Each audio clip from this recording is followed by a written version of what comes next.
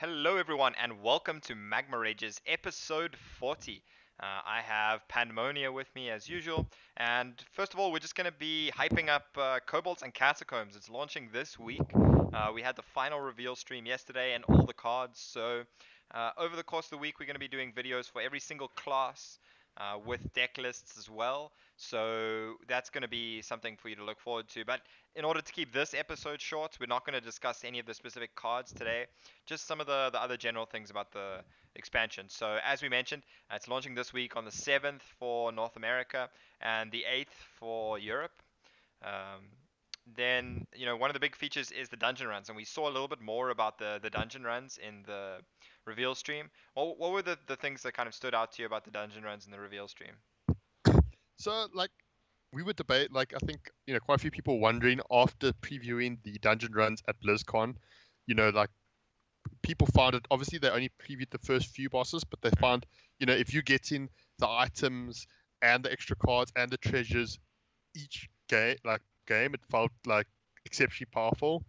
And then we saw, for what I understand, we saw basically the close to the actual public version of the dungeon runs from Well, was it what will just be the public yeah, version. from what Day Nine and Ben Brody played on stream, Broad. and from Broad, yeah, and from Anyway, what yeah, go on. and from what it looked like, each boss you beat, you get the selection of the card, like the card bundles. Yeah.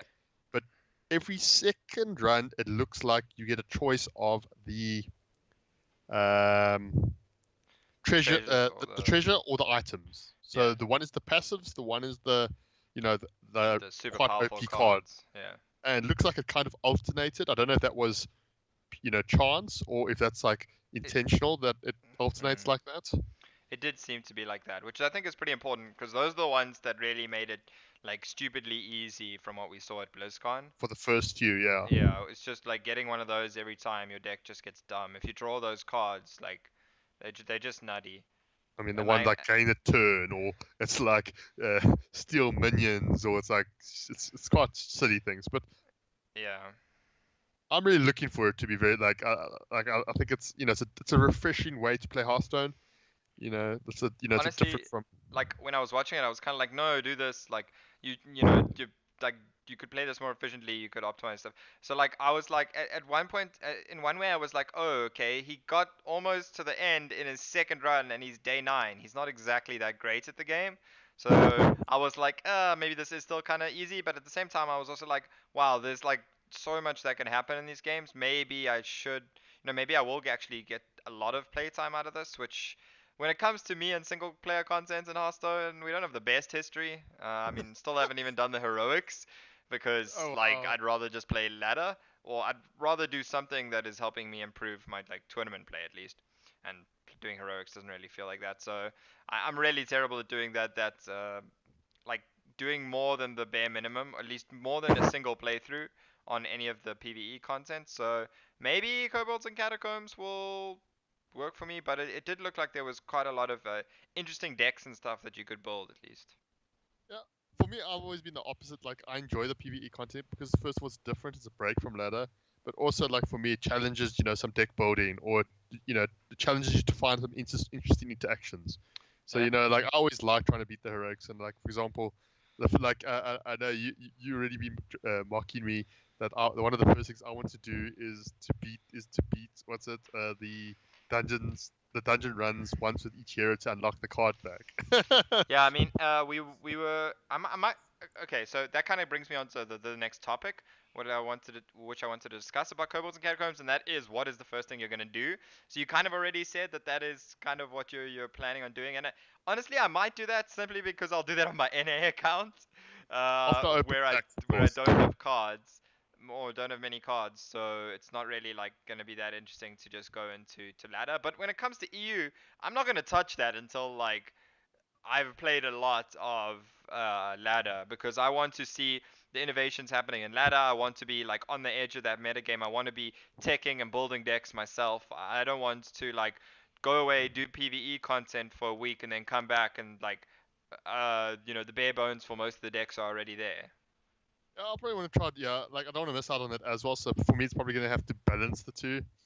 Like it's going to be trying to grind ladder while also doing the PvE. So like for me, it's gonna be trying because yeah, like you say, I want to also know what the it's always the most exciting within the first few weeks of a new expansion Yeah. because people are trying out weird and wonderful decks, and it's about seeing okay who's having success with it, which ones are struggling, which cards are overperforming, which ones are underperforming, you know like which cards are going to be the quest rogue, the rogue quest of the Yeah, new meta. that one stuck out pretty quickly. So, I mean, like literally within the first day like or Bone two, I Mare, think for Dark. instance, took a much longer time to. Exactly. So like I always like seeing these things happen, and everybody then goes around going, "How did we miss it this time again?" you know. Yeah. Yeah. So, I mean, personally, I'm mostly going to be laddering and doing that kind of PvP rather than the PvE. But I probably will obviously open packs first. That's a pretty much a given. I'll do like a reveal stream, pack opening stream and recording as well for that, for those that love watching people open packs. Um, which actually brings me to the point that if you haven't pre-ordered and you are planning on spending any money on packs, you should really go ahead and do that soon. Basically, on the 6th at 11:59 p.m. is the latest you can pre-order. So go ahead and do that. The cheapest way to do, which is through Amazon Coins, which you can message us on Twitter if you want to find out exactly how to do that. We'll link you to some useful articles. But there, what else? Is there anything else about Kobolds and Catacombs that you're excited for? Well, I mean, the new mechanics are always quite interesting, but I mean, besides that, it's just a chance for the meta. Oh, and I don't know if we want to talk about now the fact that all the like free stuff is coming, which is always Yeah, yeah. nice. Yeah, so for logging in, I think it's in the first week, you get, wait, Three free three packs free packs, yeah? And and then, a legendary weapon. yeah, and you get the legendary weapon. And Then if you play some you, dungeon runs, you get yeah, three the extra first packs. dungeon run you complete, I think, you get three packs. I think that's how it works. And then the So, past few weeks, if you've been playing a tavern brawl, you should have also been getting. So you should have three pack. Everybody should have at least three packs by now. yeah, so it should be like nine packs of free, essentially. Yep. And Plus the whatever legendary, you've which is managed to save up for. Yeah, the legendary does definitely help. Um, So yeah, so I mean, I'm pretty excited. It is going to be cool to get a lot of new cards. Always a good time. It's just weird getting it in the middle of an off season as well in terms of like HCT point earning. So it's yeah, really like much more experimentation now rather than trying to find the best decks to win tournaments with immediately. yeah, But maybe I'll even play some tournaments. But speaking of tournaments, there was over this last weekend Dreamhack. So for those who don't know, Dreamhack is a big open tournament that happens usually in Europe and America. Um, they have had quite a few more this year in America, the Dreamhack Grand Prix. But was back to its hometown, its home country of Sweden, where it was hosted there. DreamHack Winter. Pretty much, it used to just be like DreamHack Winter and DreamHack Summer, but now you get DreamHacks for like tons of different areas, which is pretty cool. But it is a really big tournament for Hearthstone. Uh, what was quite interesting was that there wasn't that many big names that attended, or at least not that many that did well. yeah, So we saw a lot more new names coming through, mostly European players, as you'd expect with the tournament being in Europe. It was also the last tournament before Kobolds and Catacombs, as we've been speaking about. And the interesting thing there is that there was actually quite a large variation in the meta. I mean, in the top 16, everyone had Priest, everyone had Druid, and everyone except one person had Rogue. But when it came to the actual Druid decks and even the Priest decks, there was a fair bit of variation. Uh, yeah. so amazingly, no big priests made the top 16, but there was some of the breakfast priests and dragon priest as well that made the top 16. And I think So aggro druid also surprised some people as well by its performance. I think. yeah, especially definitely had some advantages in last hero standing. So spoiler alert for those that are maybe still planning on going back and watching it, but Zump came out on top as the champion. His play over the weekend was really, really good. It was really good to watch. Like he was super patient with a lot of his resources. Not trying to play for the micro game of like using it now to get ahead an advantage now. He was really playing for getting the most out of his resources, and that is definitely an admirable way to play, and it obviously led to his victory. He also brought Control Warlock, which is not something that you see certainly much on ladder, although Yeah. you might see it a little bit more now after he won DreamHack with it. But it was a bit of a surprise. The thing with last year's standing is you can bring sometimes those weirder decks because if they lose, it's not so much of an issue. It's more if they can get wins where people don't expect it, and sometimes even sweep. And also, like, especially last year's stand, it serves as a specific counter.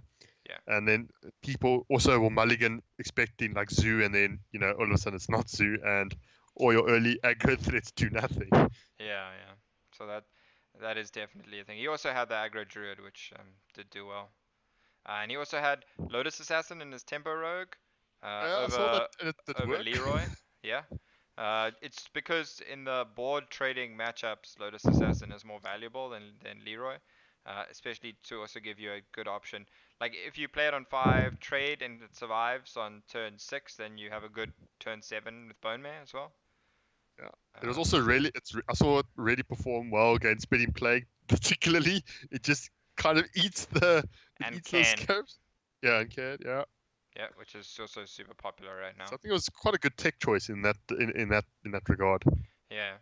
So I mean, it was a well played from Zump beating Vanek in the finals. Good result for him. But it wasn't all good news at DreamHack. There was a bit of a DreamHack drama with some mistakes with the way that the top 16 was calculated. Basically, the way I understand it is the top 16 was calculated through the website that they use for the Swiss and that, which is smash.gg. And basically, the admins thought there was a mistake there, so they recalculated it manually. And then it turns out they recalculated it manually incorrectly. So there was a long delay whilst they were doing this, and then it's um, Psycho and I think one other player basically got pushed out of the top 16 as a result. From when they were in and then they weren't. And then if you watched that first game, you would have heard them talking about No Rage, who they only just managed to find because he thought he wasn't in the top 16. Uh, Yeah. but yeah, so obviously super unfortunate. And then by the time they figured out that they'd made the error, well, in the manual calculations, it was now too late in order to actually rectify it. So because the sub 16 already started, and obviously like No Rage in particular had played his game, and he was the 16th seed. So yeah, so that's super unfortunate. They did give Psycho the equivalent prize money of coming top 8. But I mean, really, it's more about actually making top 8 as an achievement as a player, and They um, also gave him free entry to the Nick yes, another DreamHack event. yeah. Well, more than free entry, they will. I believe they said they'd pay for his flights and accommodation. Yeah, so at least So that is that's another that's much chance. bigger than just free entry. Um, Yeah. but yeah, I mean that was super unfortunate. What was the weirdest thing of this whole thing? Weirdest part was, I think it was yesterday maybe. Yeah, I think it was yesterday. DreamHack tweeted on their official account for DreamHack Hearthstone. They were like, "Congrats to Gamer Sensei, which is Psycho's team, and Psycho for making uh, the top, for making a hard fought top 8 or something." Like some like seemingly sarcastic tweet about it. I was like, what? You guys are not the ones doing you guys are not the ones that people are happy with here. Why are you being sarcastic about it? Really? Did they make? I Yeah, didn't see that. that Wow. was a Okay. weird tweet. And then everyone was like question mark question mark question mark in the replies and like delete this tweet. Like no, this is a bad idea. Don't tweet this. Delete this. They still hadn't deleted it when I checked earlier today. Oh wow. So Okay, I missed that. yeah, that was interesting. And then there was also the GCWC Gold Club World Cup or something. I don't know. Either way, it's like a team tournament happening in China. We spoke about it a bit last week, I believe. That was also going on this weekend. And basically, they got through the group stage. The way it works is it's a group stage where I think it was just a round robin group stage. And then instead of let's say teams getting eliminated from the group stage, they basically just get seeded in the lower bracket immediately if they end up on the bottom half of the group stage. So that's basically just how they seed the upper bracket and lower bracket to start with, based on the the group stage. So yeah, there were some teams that did quite well. I think TSM made the the top four for one. But we will go into the teams more specifically and the games more specifically now when the major knockout portion is kicking off. Obviously, it's really difficult for us to follow with the Chinese times, so Yeah. we will be covering that a little bit more uh, directly in the future. But for now, that's all we really have for this short episode of Magma Rages. Make sure you follow and like the video, and also leave us any comments if there's any content you want to see in future Magma Rages episodes.